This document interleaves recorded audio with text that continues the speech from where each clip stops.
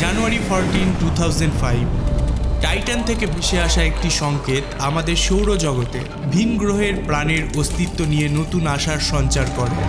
বিজ্ঞানীরা এই সংকেতের বিশ্লেষণে দেখেন টাইটানে জল, হাইড্রোজেন, মিথেন ও নাইট্রোজেন চক্রের অস্তিত্ব রয়েছে, যা পৃথিবীর জীবন ধারণের মূল উপাদানের মতোই।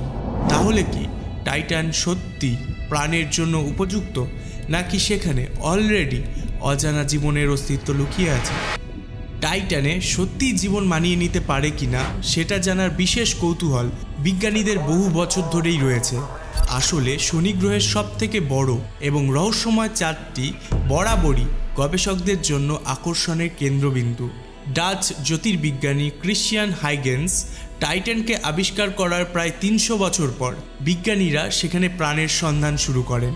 2005 সালে ডাচ আমেরিকান জ্যোতির্বিজ্ঞানী জেরাল্ড কুপার টাইটান নিয়ে গভীর গবেষণা করছিলেন, আর তখনই এক চমকপ্রদ বিষয় সামনে আসে।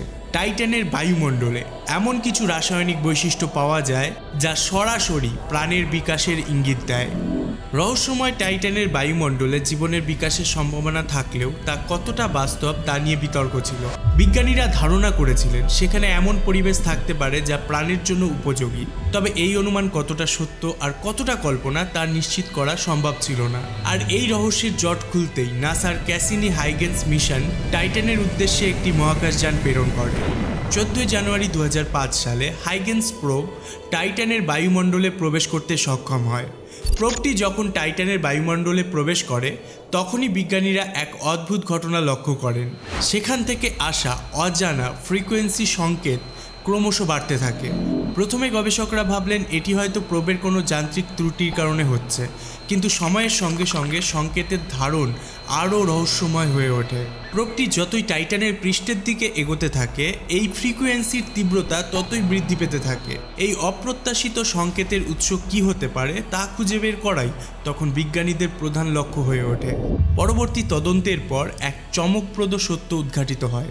সমস্যা প্রোবের মধ্যে ছিল না, বরং টাইটানের বায়ুমণ্ডলই এই অদ্ভুত ফ্রিকোয়েন্সির উৎস। বিজ্ঞানীরা বিশ্লেষণ করে বুঝতে পারেন টাইটানের বায়ুমণ্ডলে এমন কিছু পরিবর্তন ঘটছে যা সংকেত সৃষ্টি করছে। এই তথ্য থেকে দুটি সম্ভাবনা উঠে আসে।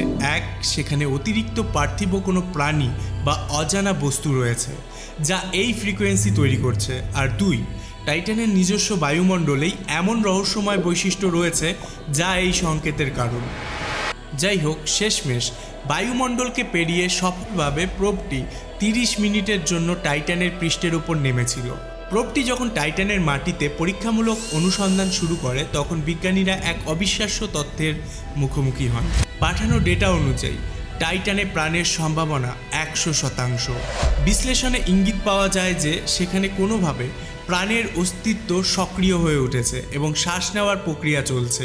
এই তথ্য শুধু কল্পনাকে বাস্তব রূপ দিচ্ছিল না, বরং মহাবিশ্বে প্রাণের সন্ধানে এক যুগান্তকারী মোড় নিয়ে আসতে চলেছিল। যখন টাইটানের মাটি রাসায়নিকভাবে বিশ্লেষণ করা হয় তখন 3টি গুরুত্বপূর্ণ বিষয় জীবনের অস্তিত্বের সম্ভাবনাকে আরও জোরালো করে তোলে। প্রথমত, টাইটানে হাইড্রোজেনের উপস্থিতি। গবেষণায় দেখা যায় টাইটানের নিজস্ব পরিবেশে হাইড্রোজেন স্বাভাবিকভাবে তৈরি হচ্ছে এবং এই চাঁদটির উপরের বায়ুমণ্ডলে সমানভাবে ছড়িয়েও পড়ছে। আর এটি প্রাণের অস্তিত্বের অন্যতম সম্ভাব্য ইঙ্গিত হতে পারে, কারণ হাইড্রোজেন এত হালকা যে এটি বাতাসে সহজেই মিশে যাওয়ার কথা। কিন্তু টাইটানে হাইড্রোজেন টাইটানের সারফেস পর্যন্ত পৌঁছে যাচ্ছে, যা সত্যিই বিস্ময়কর। যদি আমরা পৃথিবীর দিকে তাকাই তাহলে বুঝতে পারবো যে হাইড্রোজেন জীবনের অন্যতম প্রধান উপাদান। আমাদের মহাসাগরগুলোর অস্তিত্ব হাইড্রোজেনের কারণেই, এমনকি মানবদেহের কোষগুলোও এর উপর নির্ভরশীল। যদি হাইড্রোজেন না থাকতো তাহলে হয়তো পৃথিবীর প্রাণ বিকশিতই হতো না। যাই হোক, গবেষণায় পাওয়া দ্বিতীয় গুরুত্বপূর্ণ প্রমাণ ছিল টাইটানের বায়ুমণ্ডলে অ্যাসিটিলিন এবং নাইট্রোজেনের অস্বাভাবিকভাবে কম উপস্থিতি। একটি প্রতিবেদন থেকে জানা যায় টাইটানের সম্ভাব্য জীবনের অস্তিত্ব শুধুমাত্র হাইড্রোজেন গ্রহণের মধ্যেই সীমাবদ্ধ নয়, তারা অ্যাসিটিলিনও শোষণ করছে। এটা আকর্ষণীয় তথ্য এই কারণে, পৃথিবীর ভূগর্ভস্থ জলের কিছু অণুজীবও একইভাবে অ্যাসিটিলিন ব্যবহার করে জীবিত থাকে। এই নতুন তথ্য গবেষকদের আরও গভীরে অনুসন্ধান চালাতে উৎসাহিত করে। টাইটানে পাওয়া জলাশয়গুলি পৃথিবীতে থাকা জলাশয়ের মতো নয়। সেখানে জল নেই, বরং ইথেন ও মিথেন তরল অবস্থায় প্রবাহিত হচ্ছে, শুধু পৃষ্ঠেই নয়, মাটির নিচে এই রাসায়নিক যৌগের অস্তিত্ব পাওয়া গেছে। গবেষকরা অনুমান করছেন মাটির নিচে ক্ষুদ্র অণুজীব মানে মাইক্রো অর্গানিজমগুলো আটকে থাকতে পারে, যারা সম্ভবত বেঁচে থাকার জন্য এই রাসায়নিকগুলোকে ব্যবহার করছে। বিজ্ঞানীরা লক্ষ্য করেছেন টাইটানের বায়ুমণ্ডলে প্রতি ঘন্টায় নাইট্রোজেনের পরিমাণ অস্বাভাবিকভাবে বৃদ্ধি পাচ্ছে। তাহলে কি বায়ুমণ্ডলের এই রহস্যময় পরিবর্তনের পেছনে আনুমানিক টাইটানের সারফেসের নিচে অণুজীবগুলোরই কোনো ভূমিকা রয়েছে? যদি ভালোভাবে দেখা যায়, টাইটানের নাইট্রোজেন চক্র আজকের পৃথিবীর সাথে আশ্চর্যজনকভাবে মিলে যায়। এই সাদৃশ্য এতটাই বিস্ময়কর যে বিজ্ঞানীরাও হতবাক হয়ে যায়। অবশেষে টাইটানের মাটির বিশ্লেষণে তৃতীয় প্রমাণ পাওয়া যায়, ক্রায়োভলক্যানো, যা গরম লাভার পরিবর্তে ঠান্ডা পদার্থ নির্গত করছিল, যেখান থেকে জল, অ্যামোনিয়া, মিথেনের মতো উপাদান বেরিয়ে আসছিল, যা জীবন ধারণের জন্য অত্যন্ত গুরুত্বপূর্ণ। এই তিনটি প্রমাণের ভিত্তিতে বিজ্ঞানীরা অনুমান করেন টাইটানে এমন একটি জীবন থাকতে পারে যা মিথেনকে শক্তির উৎস হিসাবে ব্যবহার করে থাকে। যদিও বলে রাখা ভালো, বিজ্ঞানীরা এখনও প্রাণের সরাসরি কোনো অস্তিত্ব খুঁজে পাননি, তবে টাইটানের বাস্তুতন্ত্রে প্রাণের বিকাশের সম্ভাবনা রয়েছে। এখনও পর্যন্ত সমস্ত গবেষণা শুধু অনুমানের ভিত্তিতেই চলছে, কিন্তু প্রশ্ন হলো, যদি কোনো প্রাণীকে এই পরিবেশে রাখা হয় তাহলে কি সে টিকে থাকতে পারবে টাইটানে? টাইটানের চরম পরিস্থিতিতে জীবন ধারণ সম্ভব কিনা সেটা বিজ্ঞানীদের জন্য সবথেকে বড় রহস্য।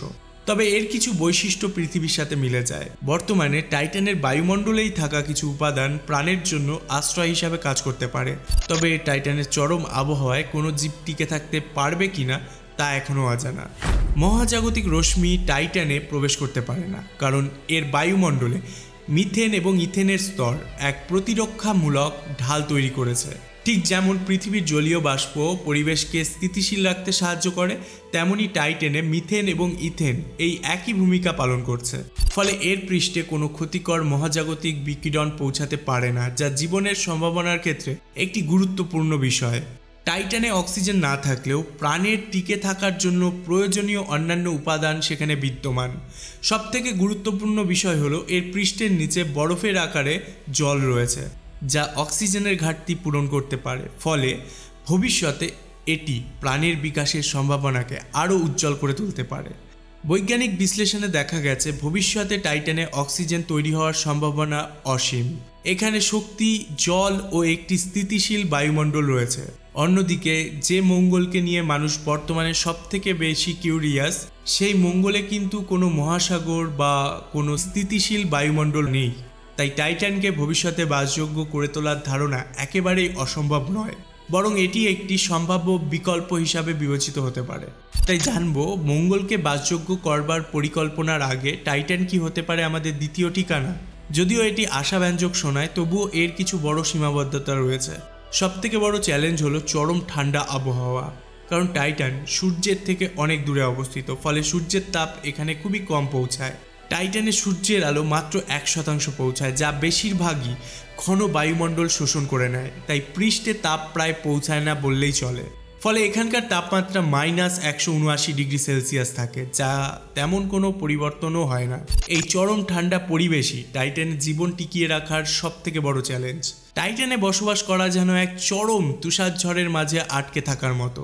যেমনটা বললাম, এখানকার তাপমাত্রা -179 ডিগ্রি, যা এতটাই ভয়ঙ্কর যে পৃথিবীতে -9 ডিগ্রি সেলসিয়াসের মতো অপেক্ষাকৃত সহনীয় ঠান্ডাতেও বহু প্রাণহীন ঘটে।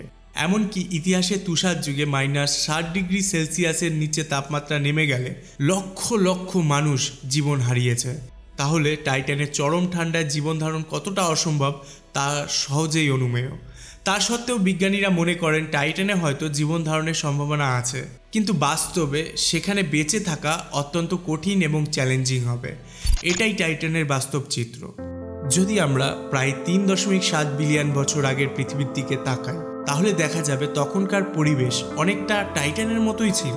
বায়ুমণ্ডলে নাইট্রোজেন ও মিথেনের উপস্থিতি ছিল বেশি, আর পৃষ্ঠতল ছিল হাইড্রোকার্বনে পূর্ণ। কিন্তু একদিন এক শক্তিশালী বিস্ফোরণ পৃথিবীর পরিবেশ বদলে দেয় এবং আকাশের গঠনও পরিবর্তন করে দেয়। প্রায় 3.7 বিলিয়ন বছর আগে এক প্রবল বিক্রিয়া ফসফরাস এবং হাইড্রোকার্বনকে ভেঙে ফেলে।